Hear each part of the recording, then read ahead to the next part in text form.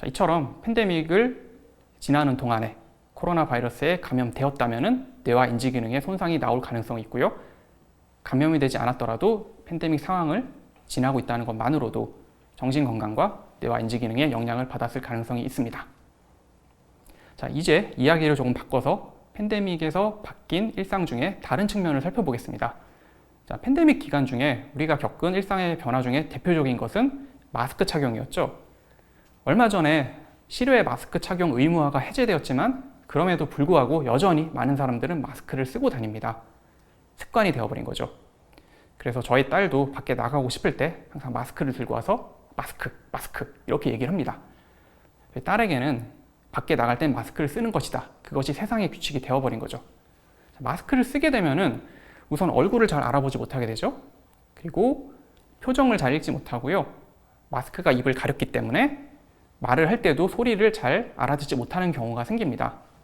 자, 이처럼 마스크가 여러 가지 얼굴에 대한 정보 처리, 얼굴 인식, 정서 인식, 그리고 언어 정보 이해를 방해할 수가 있는데요. 우리는 성인들은 어느 정도 불편함을 느끼고 말겠지만 아이들은 어떨지가 궁금해질 수 있습니다. 저희 딸처럼 밖에 나갈 땐 무조건 마스크를 쓰는 거야 라고 생각하고 있는 이런 아이들이 밖에서 항상 마스크를 쓴 사람들을 보고 자라게 되는데 과연 정서를 잘 읽을 수 있고 언어를 잘 학습할 수 있을지 또 얼굴 인식은 잘 할 수 있을지 정상적인 발달을 보일지가 궁금해질 수 있습니다.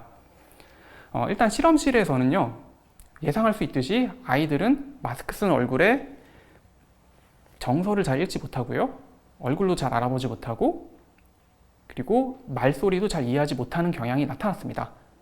반면에 일상생활에서는 좀 더 나을 수가 있는데요.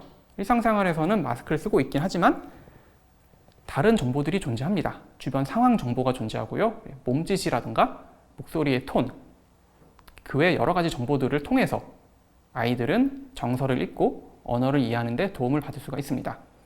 장기적으로는 아이들이 언어를 학습하고 사회성을 학습하는데, 감정을 학습하는데 큰 문제가 없을 것이라고 많은 연구자들이 예상을 하고 있습니다.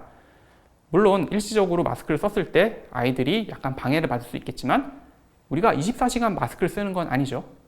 지금도 밖에서 마스크를 어느 정도 벗을 수가 있고요. 집에서 보호자들과 있을 때는 마스크를 벗고 생활을 하게 됩니다. 반면에 청각장애 아동이라던가 발달장애 아동 같은 경우에는 상황이 조금 다를 수 있습니다. 이러한 아동들의 경우에는 마스크 쓴 얼굴을 자주 본다는 것이 학습을 방해할 수가 있고 학습의 격차는 누적이 되면서 계속 남아있을 우려가 있습니다. 그렇기 때문에 장기적으로 여러 아동들에게 마스크 착용이 큰 영향을 미치지 않을 가능성이 높지만 아이들에게 마스크 벗은 얼굴을 충분히 노출해주고 신경을 쓸 필요는 있습니다. 자, 또 최근에 팬데믹 기간에 태어난 아이들의 인지 기능이 떨어진다, 이런 뉴스를 보신 분들이 있을 거예요. 저도 그 뉴스를 보고 화들짝 놀라서 어떤 연구가 바탕이 되었는가, 그 원래 연구를 찾아보기도 했는데요. 그 연구를 찾아봤더니 2020년과 2021년 팬데믹 기간에 태어난 아기들의 인지 기능이 그 전에 태어난 아기들보다 떨어졌다고 나왔습니다. 산모와 아기 둘 다 바이러스에 감염되진 않았어요. 코로나 바이러스에 감염되어서 인지 기능이 떨어진 건 아니라는 말입니다. 또 재밌는 점은 2020년 직전에 태어난 아기들의 인지 기능은 또 큰 이상이 없었습니다. 자, 이 말은 팬데믹 시기를 어린 시절에 보냈다는 것이 가장 중요한 원인이 아니었다는 거죠. 2020년 직전에 태어난 아기들이나 2020년 중반에 태어난 아기들이나 기껏해야 몇 개월밖에 차이가 나지 않습니다. 그리고 이 아기들은 모두 인생의 대부분을 팬데믹과 함께 보냈죠. 그런데 왜 2020년 이후에 태어난 아이들의 인지 기능이 조금 떨어졌는가? 이 아이들은 임신 기간에 태아일 때 팬데믹을 겪게 되었죠. 즉 임신부가 팬데믹 기간을 겪었는가 아닌가가 영향을 미친 겁니다. 아기의 뇌는 엄청난 속도로 발달을 하고요. 엄청난 속도로 발달하는 이 태아의 뇌는 외부의 영향에 민감하게 반응할 수 있습니다. 임신부의 건강 상태, 신체와 정신 상태가 태아에게 영향을 줄 수가 있습니다. 그런데 성인인 임신부에게는 그다지 큰 문제가 아닌 것들도 태아에게는 큰 영향을 줄 수가 있습니다. 예를 들어서 체온이 2도 정도 올라갔다고 해보죠. 성인에게는 2도 정도 올라간 체온은 미열을 느끼고 좀 불편한 정도에 지나지 않습니다. 태아의 경우는 다릅니다. 태아의 경우 2도 정도의 작은 온도 상승만으로도 신경세포의 발달을 떨어뜨릴 수가 있습니다. 임신 중에 과음을 하는 것도 마찬가지죠. 과음을 하게 되면 당연히 태아에게 영향을 줄 수가 있습니다. 즉 코로나 기간 동안에, 팬데믹 기간 동안에 임신부가 스트레스를 받고 불안을 느끼고 그랬다면 태아에게 영향을 줄 수가 있는 것이고요. 실제로 한 연구에서 임신 기간 중에 우울증과 불안이 높았던 임신부의 아기들의 뇌에서 연결성이 변화하고 구조가 변화한 것으로 나타났습니다. 즉 코로나 팬데믹 기간에 스트레스를 받고 불안과 우울을 느낀 것이 아기들의 인지기능 발달에 뇌 구조와 기능에 영향을 미친 것이죠. 이것은 이제 생애 초기의 경험, 즉 태아일 때부터의 그런 경험들이 굉장히 중요하다는 것을 알려주고 있고요. 반면에 임신부들이 코로나 팬데믹 기간 동안이라도 가족이라든가 주변의 친구들, 이런 주변의 사회적 지지를 받을 수 있다고 느꼈을 경우에는 아기들의 뇌와 인지 기능의 변화가 일어나지 않았습니다. 실제로 주변의 도움을 받지 않더라도 내가 무슨 상황이 생겼을 때 내 가족이 도와줄 수 있다. 내 주변엔 나를 도와줄 수 있는 친구가 많이 있다. 이런 사회적 지지가 있다는 것을 인식하는 것만으로도 보호작용을 했다는 것이죠. 자, 그러면은 이미 태어난 아기들의 경우는 어떻게 할까요? 이미 팬데믹 기간 동안에 불안을 겪었거나 우울을 겪었거나 이것은 모두 지나간 일이죠. 앞으로 어떻게 될지가 더 중요합니다. 아기들의 인지기능과 뇌 구조와 기능이 변화했다는 것은 최근의 연구의 결과이고요. 이러한 연구들은 기껏해야 한 3년 정도밖에 추적해서 연구를 하지 않았습니다. 앞으로 어떻게 될지는 아직 모르는 일입니다. 그렇기 때문에 이미 지나가 버린 팬데믹 기간을 너무 걱정하고 후회할 필요는 없습니다. 앞서 말했듯이 사람의 뇌는 경험에 의해서 변할 수 있고요. 이러한 경험에 의한 변화를 가소성이라 부르고 아기들의 뇌는 굉장히 큰 가소성을 보일 수가 있습니다.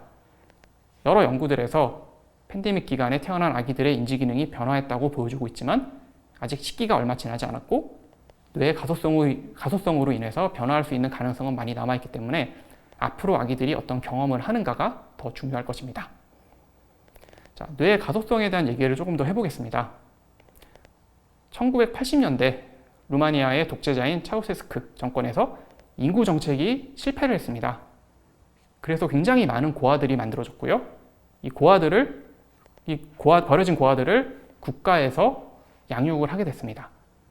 국가에서 운영하는 고아원에는 돌봄 인력이 극히 부족했어요. 그래서 아기들은 대부분 방치된 채로 시간을 보내게 됐습니다. 자, 이 독재 정권이 무너지고 연구자들이 고아원에 방치되었던 아기들을 조사해보기 시작했는데요. 오랫동안 방치됐던 아기들의 뇌에서는 여러 가지 변화가 일어났습니다. 뇌의 크기가 작았고요. 뇌의 기능이 떨어지고 연결성이 변화하는 등의 증상이 나타났고요. 이 아이들은 언어 발달도 느리고 신체 발달도 떨어졌고요. 정서 조절을 잘 하지 못하기도 했습니다. 이러한 여러 가지 문제들은 아기들이 성인기가 되었을 때도 여전히 유지가 되었습니다. 하지만 다른 연구들에서는 이 아기들 중에 입양된 아기들을 살펴봤습니다. 고아원에 방치된 채로 지냈기 때문에 뇌가 손상되고 인지기능과 정서가 손상된 아이들이었는데 정상 가정으로 입양이 되고 시간이 지난 후에 어떤 변화가 일어나는지를 살펴봤습니다. 자, 정상 가정으로 입양된 아이들은 시간이 지나면서 회복을 했습니다. 다시 정상 범위로 회복이 된 거죠. 자, 이처럼 경험에 의해서 뇌와 인지 기능은 얼마든지 회복을 할 수 있고요. 좀 더 극단적인 경우에는 뇌의 절반이 없는 케이스도 있습니다. 여러 연구에서 수술로 뇌의 절반을 제거하게 된 아이들을 추적해 봤는데요. 뇌의 절반이 제거가 됐더라도 성장을 해서 특별한 문제를 보이지 않고 정상적인 생활을 하고 정상적인 인지 기능을 보인 아이들이 많았습니다. 자, 이 중에 어떤 아기는 뇌의 절반을 어릴 때 제거했는데 성장하면서 이중 언어를 유창하게 구사하는 아이로 자랐다고 합니다. 뇌의 양쪽을 모두 가지고 있는 저보다 더 뛰어난 인지 기능을 보인 셈이죠. 아기들의 뇌는 이처럼 큰 가소성을 보일 수가 있습니다. 아기들뿐만 아니라 성인의 뇌, 우리들의 뇌 역시도 경험에 따라 변할 수가 있죠. 그렇기 때문에 팬데믹 기간에 뇌가 손상되고 인지 기능이 저하될 수 있지만 앞으로 어떻게 하느냐에 따라서 뇌의 가소성에 따라 충분히 회복할 수 있고 변화할 수가 있습니다. 자, 그러면은 팬데믹으로 인해서 뇌와 인지 기능이 손상이 됐다면 어떻게 회복을 하면 될까요? 팬데믹으로 인해 변화된 환경이 우리의 뇌를 안 좋게 바꿨다면은 그 변화된 환경 이전으로 돌아가면 되겠죠. 팬데믹으로 인해서 줄어든 활동들을 다시 해줄 필요가 있습니다. 자, 대표적으로 사회적 고립이죠. 사회적 고립일 수도 있죠. 사회적 고립으로 인해서 변화한 뇌는 다시 사회적 교류를 통해서 바꿔줄 수가 있겠죠. 좋은 사회적 교류는 스트레스를 감소시키고요. 건강을 증진시키고 수명도 늘려주는 효과가 있다고 합니다. 어떤 연구에서는 좋은 사회적 교류를 한다는 것이 마치 담배를 끊는 것과 비슷한 정도의 효과를 보인다고 추정하기도 했습니다. 또 새로운 경험을 해주는 것도 중요한데요. 앞서 뇌는 지루한 것을 굉장히 싫어한다고 얘기를 했습니다. 새로운 경험을 하고 자극을 받는 것이 이제 필요합니다. 여행을 간다던가 아니면은 새로운 악기를 배운다거나 새로운 언어를 배운다던가 새로운 경험을 하고 학습을 하는 것을 통해서 뇌를 자극할 수가 있습니다. 아직 여행을 간다거나 새로운 것을 배울 정도의 여유가 없다면은 일상생활에서 작은 변화를 만들어 보는 방법도 있습니다. 매일매일 출근하는 길, 등교하는 길을 좀 바꿔본다던가 매일 먹는 음식 메뉴를 좀 바꿔본다던가 항상 듣던 음악이 아니라 새로운 음악을 들어본다던가 이러한 일상의 작은 변화들도 충분히 도움이 될 수가 있습니다. 팬데믹 기간 동안에 배달 음식도 많이 먹고 확진자가 아니라 확진자가 되었다라는 농담을 많이 했는데요. 운동을 하면은 확진자의 살을 빼는 데도 도움이 될 뿐만이 아니라 뇌와 인지 기능에도 많은 도움이 됩니다. 인간의 뇌는 시간이 지나면서 노화가 되면서 여기저기 이제 손상이 되기 시작하는데요. 노년기가 되면은 특별한 일이 없더라도 뇌의 크기가 조금씩 줄어들게 됩니다. 앞서 말했던 해마라는 영역, 기억에 굉장히 중요한 영역이라고 얘기를 했죠. 이 해마라는 영역은 매년 1%에서 2% 정도 크기가 줄어들게 됩니다. 자연스럽게 크기가 줄어들게 되는데요. 60대 노인들을 대상으로 1년에 걸쳐서 꾸준히 유산소 운동을 시켜봤습니다. 꾸준히 운동을 해왔던 이 노인들에 대해서는 해마의 크기가 줄어든 게 아니라 오히려 2% 정도 증가했습니다. 자, 유산소 운동을 한 노인들 외에도 1년 동안 스트레칭 운동을 반복한 노인들도 있었는데요. 이 노인들에 대해서는 해마의 크기가 증가하지 않았습니다. 즉, 유산소 운동이 뇌의 손상을 막고 오히려 뇌의 기능을 향상시켰다는 얘기죠. 노인들뿐만이 아니라 젊은 성인, 어린이들에게서도 유산소 운동은 비슷한 효과를 줍니다. 자, 아이들에게 운동을 시키게 되면은 부모님들은 걱정을 하실 수도 있어요. 우리 아이가 영어 공부도 해야 되고 수학 공부도 해야 되는데 운동 많이 하면은 시간을 많이 뺏기지 않을까? 운동하면서 힘들어서 공부할 때 졸거나 성적이 떨어지지 않을까? 걱정을 하실 수가 있는데요. 한 초등학교에서 연구를 진행을 해봤습니다. 아이들에게 유산소 운동을 시킨 거죠. 운동이 성적을 떨어뜨리지 않았고요. 오히려 운동을 한 아이들의 수학과 읽기 시험 점수가 향상이 되었습니다. 이렇게 수개월 동안 유산소 운동을 반복하게 되면은 인지 기능이 좋아지고 뇌가 회복을 할 수 있고요. 우울이나 불안 증상도 감소할 수가 있습니다. 운동의 효과는 단기간에도 나타날 수 있고요. 기억 같은 경우에는 단기간 운동을 해도 어느 정도의 향상을 기대할 수가 있습니다. 반면에 정신 건강의 경우는 좀 장기간 운동을 해야지 효과를 볼 수 있다고 알려져 있습니다. 운동 외에도 뇌와 인지 기능을 회복할 수 있는 다른 방법들이 있는데요. 그 비법은 수면, 적절한 식단 등입니다. 자, 이렇게 얘기를 하면은 다 아는 얘기인데? 라는 생각이 들 거예요. 네, 맞습니다. 모두가 아는 얘기인데요. 모두가 아는 이러한 운동, 충분한 수면, 균형 잡힌 식단 등이 과학적으로 검증된 뇌 기능에 좋은 방법들입니다. 누가 몰라서 운동을 안 하고 수면을 안 취하는 게 아니죠. 이것은 마치 수능 전국 1등이 교과서 중심으로 예습과 복습을 철저히 했습니다 라고 말하는 것과 비슷한데요. 당연한 얘기처럼 들리지만 실천을 하는 게 중요한 것이고요. 저도 이렇게 얘기하고 있지만 꾸준히 운동을 하지 못하고 있습니다. 그렇기 때문에 운동을 하고 충분한 수면을 취하고 좋은 식단을 취하는 것은 습관을 형성하게 하는 게 더 중요합니다. 알고 있는 것이 아니라 실천하는 게 더 중요하다는 얘기죠. 자, 이제 팬데믹 이후를 얘기를 해보겠습니다. 지금까지 한 얘기는 팬데믹으로 변한 환경 자체도 뇌와 인지 기능에 영향을 미칠 수 있다는 얘기였습니다.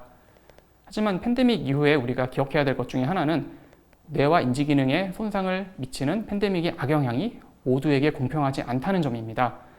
자, 저는 이제 연구와 교육을 하는 사람으로서 연구 업계에 어떤 영향을 미쳤는가가 궁금해졌는데요. 한 연구에서는 팬데믹 초기와 비교적 최근인 팬데믹 후기에 연구자들에게서 어떤 변화가 일어났는지를 조사해봤습니다. 조사 결과 팬데믹 초기에는 대부분의 연구자들이 연구 시간이 줄어들고 생산성이 줄어드는 것으로 나타났습니다. 하지만 1년 정도 지난 후에는 연구 시간이 어느 정도 회복이 되었는데요. 연구 시간이 회복이 된 거는 모두가 좋아진 게 아니라 팬데믹과 관련된 연구가 많이 진행되면서 마치 모든 연구가 회복된 것처럼 보였던 것 뿐이었습니다. 여전히 많은 연구자들은 연구 커리어의 손해를 보면서 제대로 업무를 진행하지 못하고 있는데요. 모든 연구자가 그런 것이 아니라 유난히 팬데믹의 영향을 많이 받고 커리어에 손해를 본 집단이 있었습니다.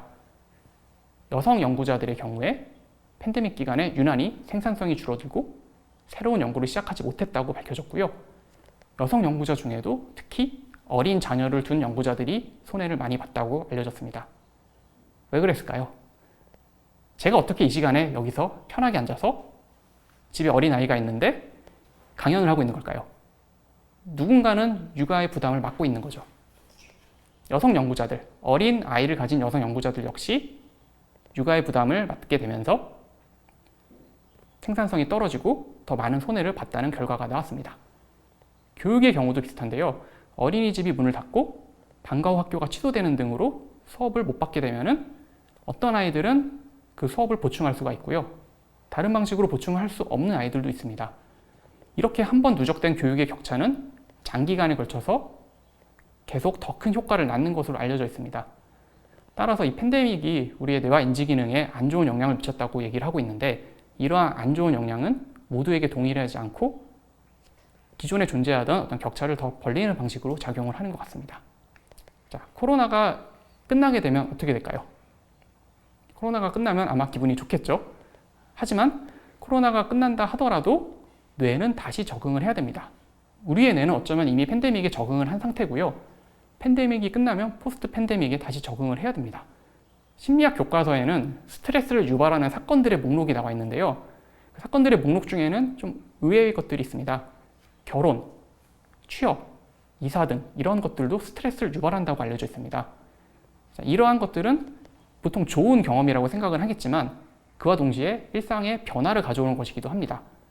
좋은 사건이라 하더라도 급격한 일상의 변화는 스트레스를 유발할 수가 있습니다. 자, 팬데믹이 끝나게 되면은 기쁜 일이겠지만 그 변화에 적응을 하는 기간이 필요할 것이고 어떤 경우에는 스트레스를 받을 수도 있습니다. 자, 그리고 팬데믹이 끝났을 때 우리가 느낄 수 있는 기쁨은 어쩌면 그렇게 크지 않을 수도 있습니다. 얼마 전에 선거가 있었죠.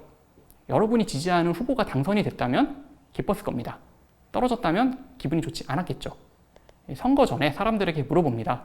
당신이 지지하는 후보가 낙선한다면 어떨 것 같나요? 대부분 기분이 좋지 않겠죠? 라고 답을 할 겁니다. 실제로 선거가 끝나고 후보가 떨어졌을 때 사람들을 찾아가서 다시 조사를 해보면 처음에 내가 예상했던 것보다는 기분이 덜 나쁜 것으로 나타납니다. 좋은 사건도 마찬가지예요. 제가 지금 로또에 당첨이 되면 굉장히 기쁠 것 같습니다. 하지만 로또 당첨의 기쁨은 순간적이고요. 시간이 지나면 다시 저는 원래 상태로 돌아올 겁니다. 영화의 예를 들어볼게요. 영화의 클리셰 중에 하나는 남녀 주인공이 어떤 위험한 상황을 헤쳐나가면서 티격태격하다가 나중에 서로 호감을 가지게 되고 키스하면서 사랑에 빠지면서 끝나는 경우가 있죠. 이런 것처럼 고난을 같이 헤쳐나간 사람들이 서로 관계가 깊어지는 경우가 있는데요. 팬데믹의 경험을 같이 한 우리들도 그런 현상을 보일까요? 2017년 미국의 텍사스, 이 지역은 허리케인 하비의 피해를 크게 봤습니다. 이 지역에서 신혼부부들을 대상으로 조사를 했더니 허리케인 하비라는 거대한 재난이 일어난 후에 부부들의 관계가 개선이 됐다고 합니다. 자, 재밌는 점은 1년 후에는 다시 이 부부들의 관계가 원상태로 돌아갔다는 거예요.